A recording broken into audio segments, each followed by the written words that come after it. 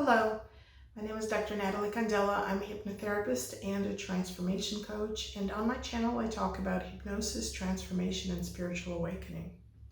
So today's video is part 2 of our discussion about death. One of my listeners asked me to post a video about premature death, and that's actually what I'm talking about today. But in part 2, I just talked about death, what death is all about and how we view it. So if you haven't seen the first part, I would suggest that you review that, and I will post a link for that video in the description for this one.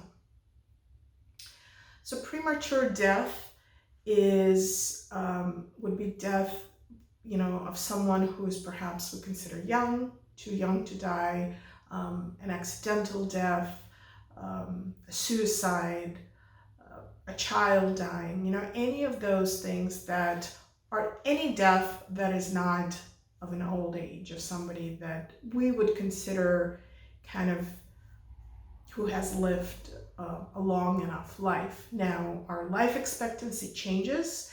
What was considered old age 300 years ago now would be considered extremely premature, and probably in 100 years we would think that anybody dying in their 80s would be a premature death.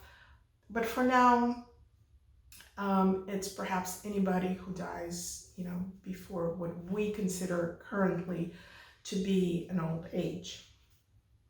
So in my first video, I talked about viewing death from a different perspective, from a shifted perspective, seeing it as a return to our natural eternal state, a return to our spirit self. And so it can be viewed as a very joyful experience because we're actually returning home, we're returning to our soul family, we are shedding the limitations of the three-dimensional physical reality. So we are like a genie that comes out of a bottle and becomes a powerful being once again. But of course, we experience loss when someone that was physically there, that we had physical access to, that we could hug and kiss and talk to, is no longer there. And so there is natural sadness about that. It of course becomes multiplied by many folds when the person that we loved is gone unexpectedly, without any warning, or especially when it's a child, that is truly tragic, and a person can really feel just a crushing pain of losing that child. So why does that happen? Why do we experience that? And is that truly a tragic accident? Or can we interpret it in any other way when a person who is still young, who should still be living, leaves the earth? So to discuss that, we have to take several assumptions into consideration. One is the concept of free will, and another is that each soul determines its experience on earth before it enters into this physical body. So in other words, that our lives are not accidental, our birth is not accidental, and actually neither is our death. So the concept of free will is that when we enter into this life, we have full control over what happens. Now, this is probably something that some people might have a problem with, because they will say, well, I don't feel like I have full control. If I had full control, I would have a very different life. And there is a difference between human full control and soul full control. Sometimes there are, specific challenging situations that we're put into, and we are put into them for a specific purpose. We want to experience them, and the soul has full control over that. So the soul determines the course of its life. Not necessarily every single interaction, doesn't pre-plan every single interaction that's going to happen, but it establishes sort of main signposts. It says, okay, I will experience love, I will experience abandonment, I will experience loss here, I will interact with these people. It has some sort of main things that are pre-planned and preset for its life. One of the things that, or actually I should say two of the things that it absolutely decides is the moment that it will enter and then the moment that it will leave.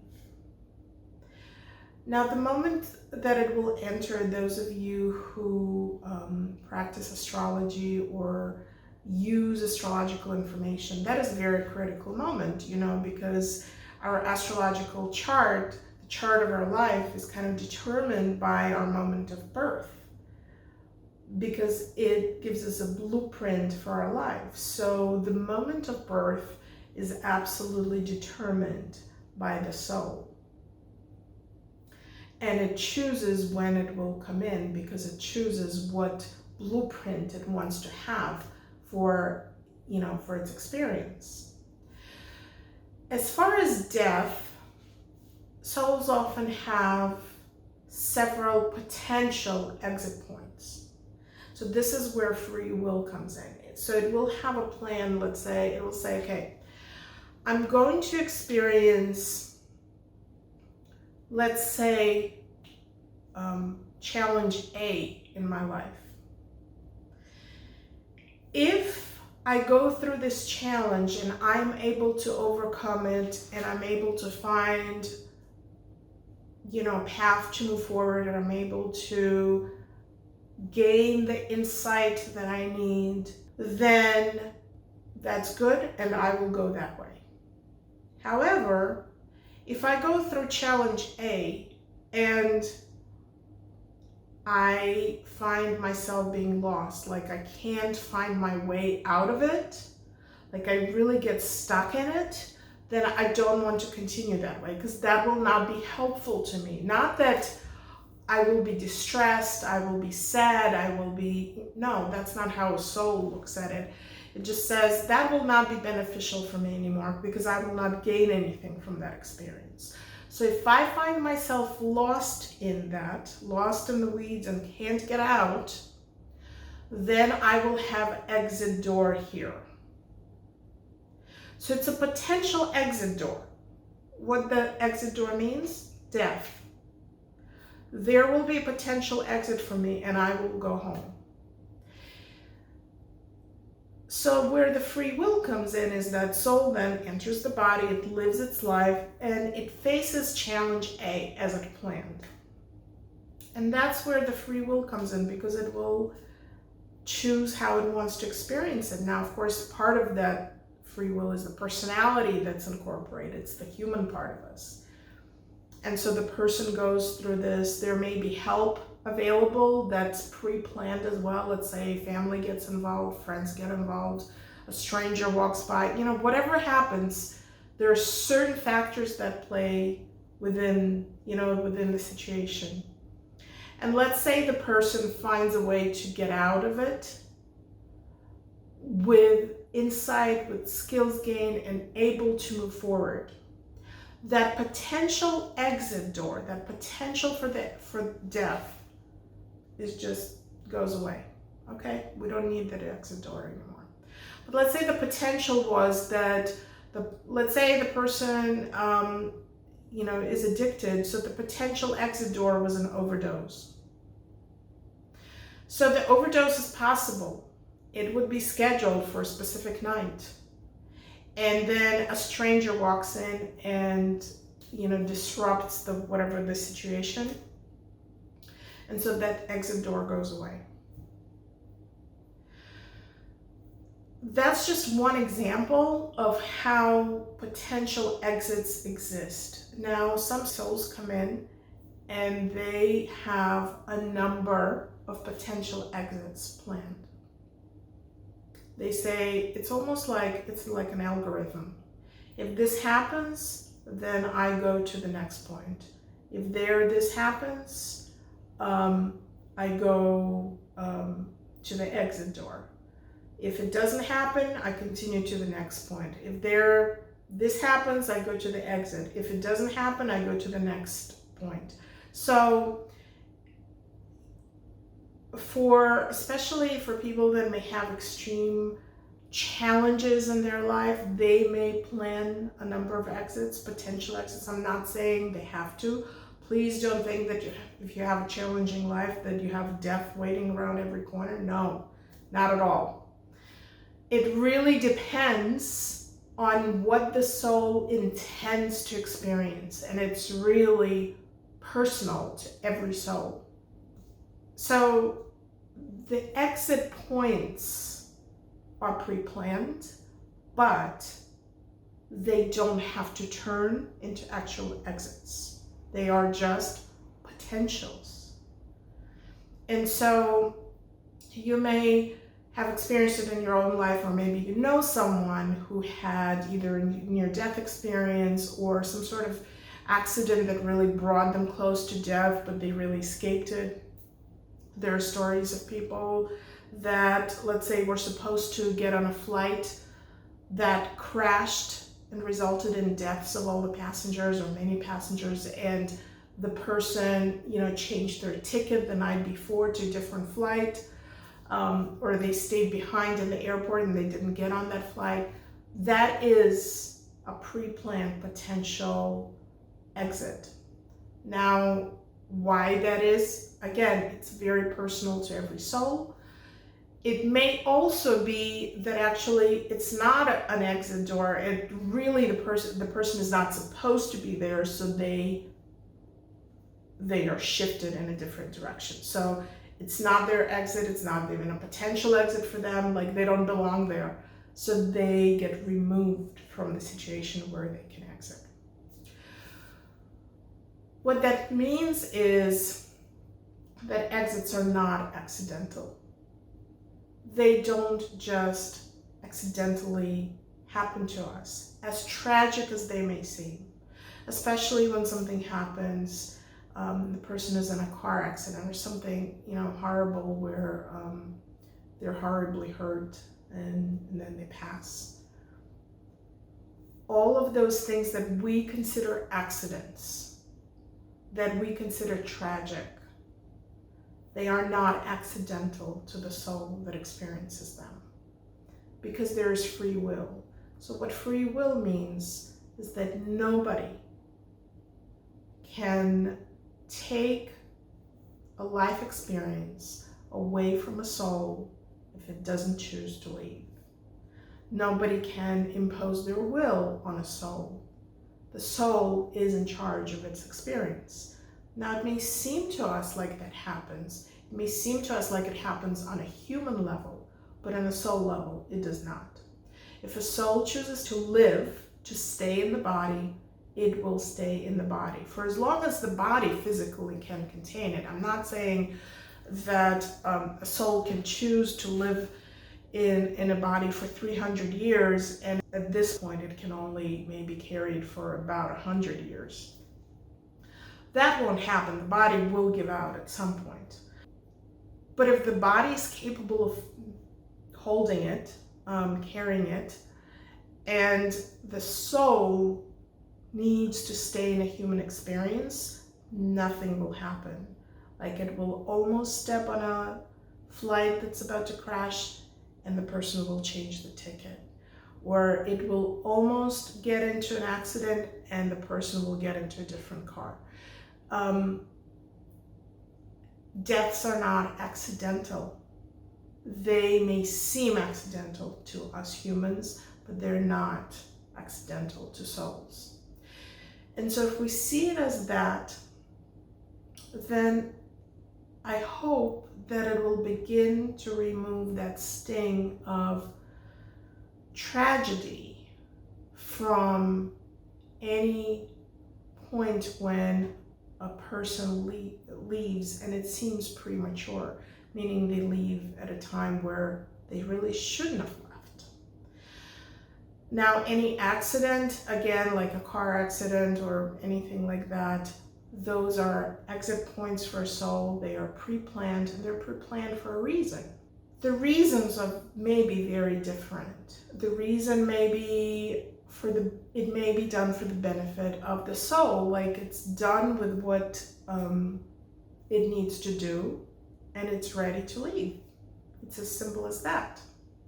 So my son is currently taking a class, and the rule of the class is that once he completes his work, it's a course that's supposed to be 4 weeks long, but once he completes his work, he can leave the class. He doesn't need to stay there for the entire time period. So the course is basically based on just get your work done and then you can leave. You don't have to actually stay here for the 4 weeks that the course is scheduled for. So now let's imagine that this course represents a life of a person, and that the people in the course are, human beings in this life. So let's say somebody finishes their work 3 days early, or maybe a week early, and they leave the class and they don't come back anymore. If this represents life, the people that remain in the course and that see this person gone, they may go into mourning because they will think it's a tragedy. They lost a human being. A human being lost their life and lost it so early. They could have lived a whole other week, and yet they're gone. But what would the person feel that left? The person would probably be overjoyed, like, I'm out of here, I'm done, this is over, I don't need to extend this, my work is done, I don't need to do this anymore. Do you see what a different perspective it might be if we see it from the perspective of the soul that decides when it wants to leave? Now, if this person that left the course was a really close friend of somebody else who remained, that friend who remained might feel really sad because for a whole week they would not have their friend with them, and they would feel a real loss. But it doesn't mean that anything tragic happened to the person who finished the course. They just went home. They're perfectly fine. In fact, they're choosing the direction of their life. So as I talked about in the previous video, when we think about death and we think about it as a loss, we really think about our personal loss, but we talk about it as a loss to the person who died. But if we stop thinking about it as a loss to the one who left, then we begin to put it into a somewhat better perspective. Now, when the soul decides to leave, it may leave, again, as I said, because it finished what it needed to accomplish. It doesn't always happen that it needs to be premature death. We often stay for a long life, and it doesn't mean that if you experience something that you needed to do, you need to just drop dead on the spot. No, that doesn't mean that. But each soul's experience is very different, very different. We all come in for different purposes, and there are billions of souls. And so we can't kind of say that everybody who experiences A has the interpretation A assigned to it. No, things can have different meaning. So a soul may come in and say, I only need to experience this. And once I'm done with it, I don't need to stay here because I have other plans.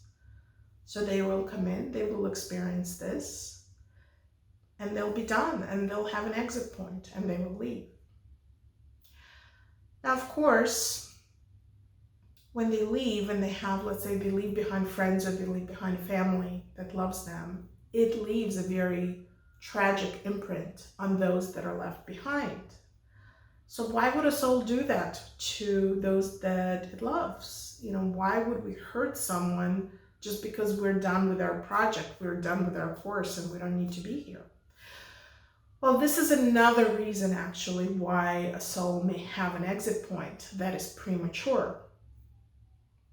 And so in this case, it's doing it because it will be beneficial for someone to experience this loss.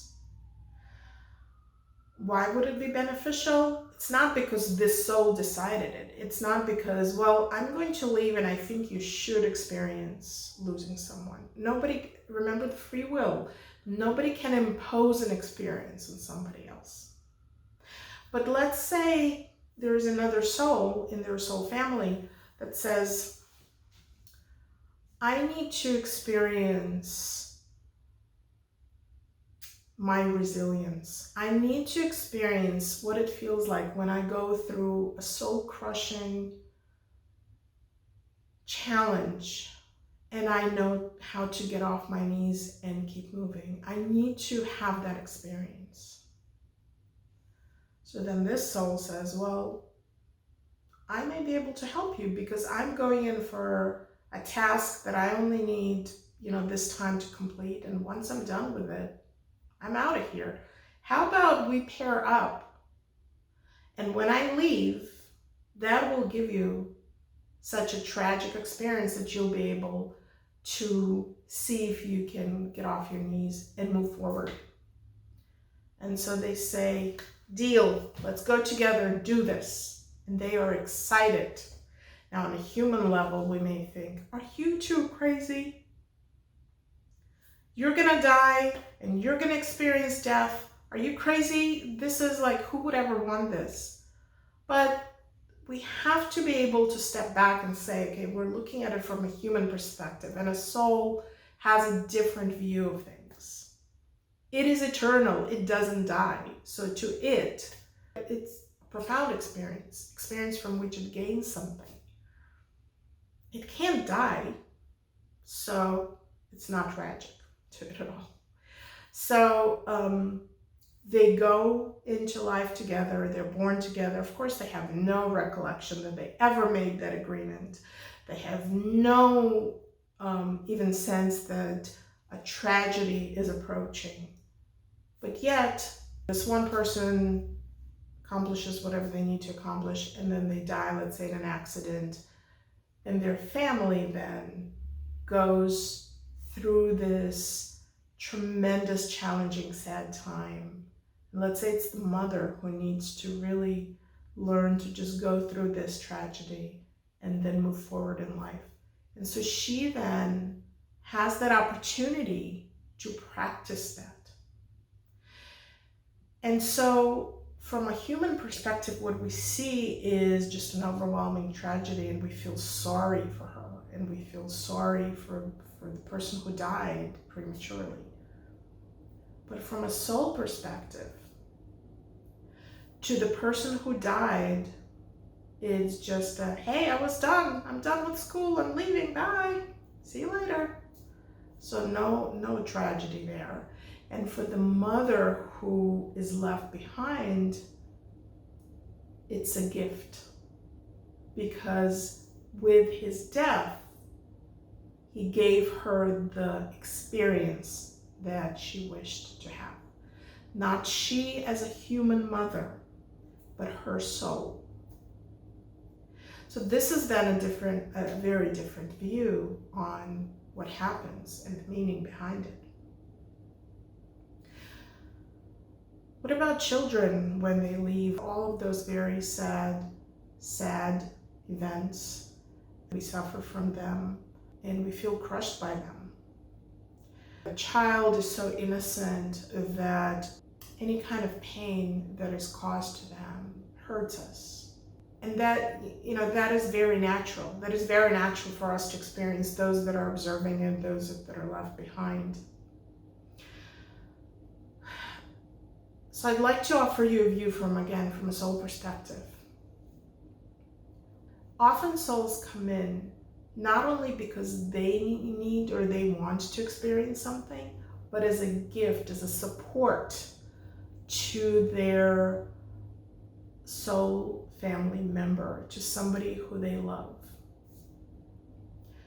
Children that come in and pass away early often do that.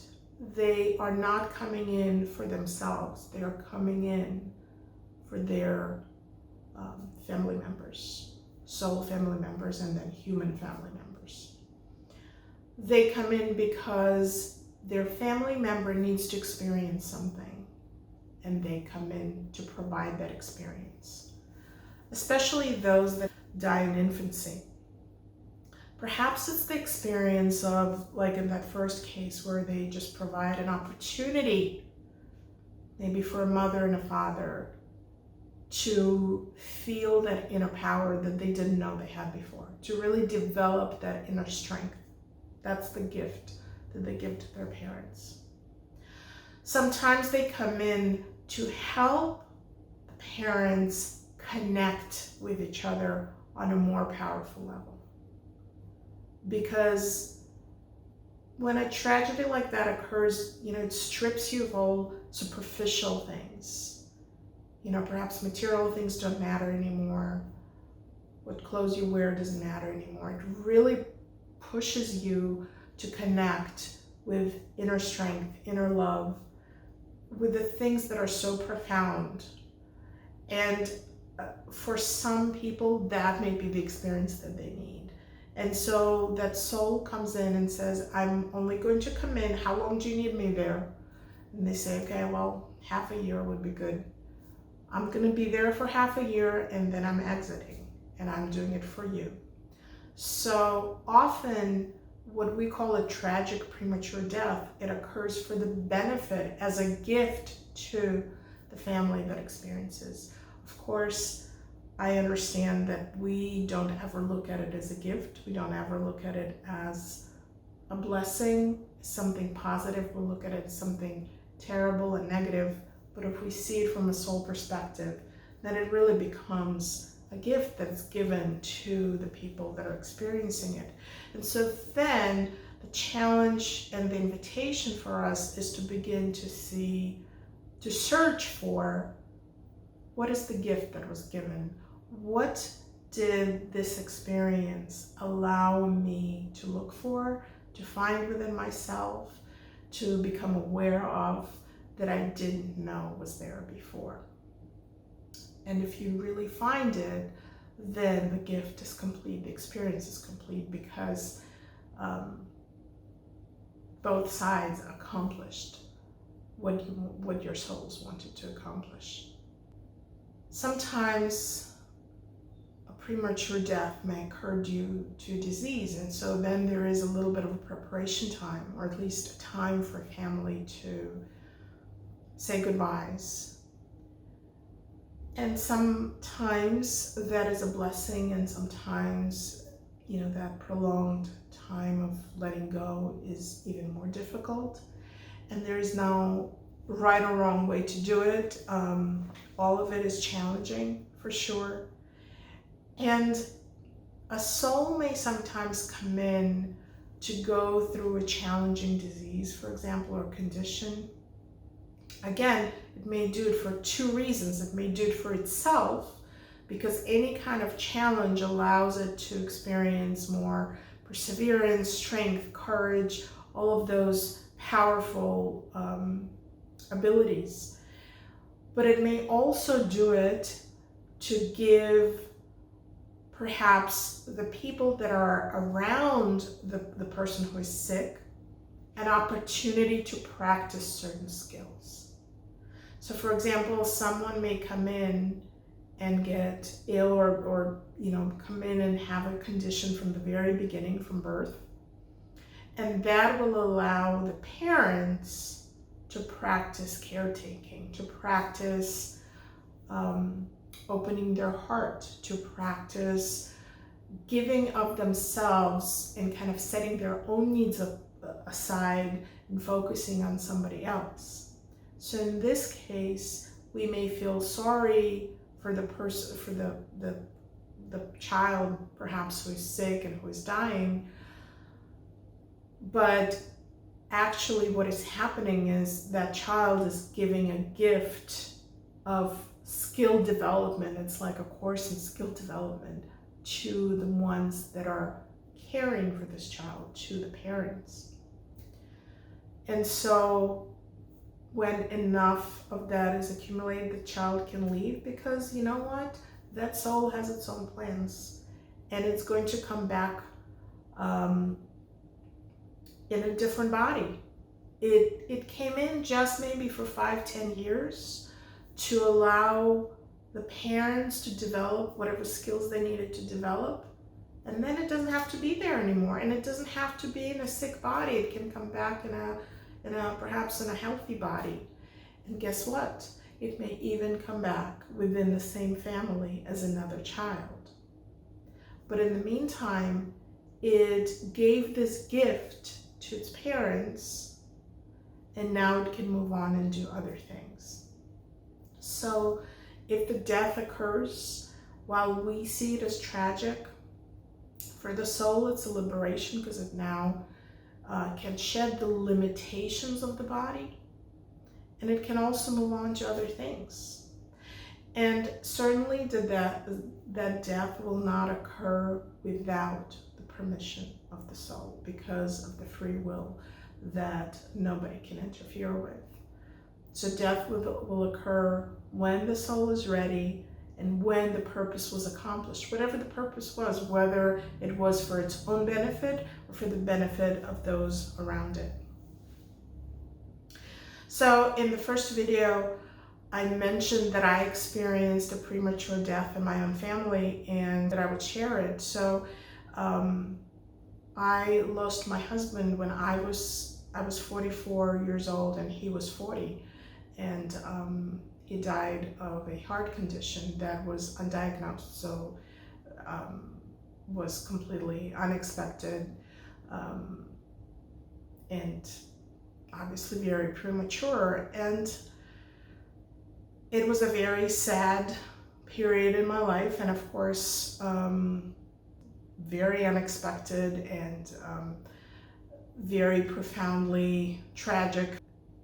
And I spent a few years, bursting into tears every now and then. And so the sadness is a natural part of our loss, because even though I knew that he chose his exit, I knew that he was a soul that was, perfectly well alive and doing great wherever he was, there is that loss of, the human touch. There's that loss of the person that was there before and that you knew you could have a conversation with.